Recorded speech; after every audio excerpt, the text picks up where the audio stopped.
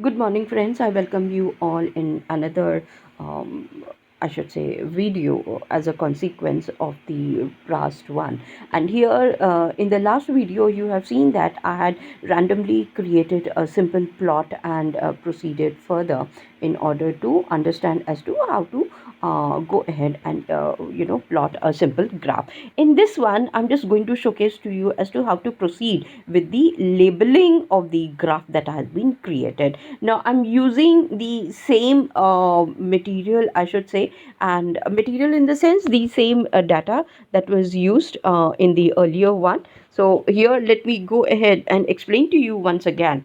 Importing numpy as np, then importing matplotlib .py plot as plt. Then I have created these two conditions that yes, I need the graph for x raised to the power of 2. Now how once I have got the graph, I need to go ahead and complete the labeling of the spines that I have got, then giving the title, how to proceed further. So here, first and foremost, once I have got, I have shown plot, that is plotting using matplotlib dot title. So give it as graph drawing as a title, and then control enter. So you can see that yes, on the top I have got what we call it as the title for my particular graph. Now then I want to give the label, or give the entire thing for the x-axis. So here you will see that I have written it out as plt dot x label, open the brackets, simple brackets, within the double quotes, write time on x-axis. So you will see that yes, once I do the control enter,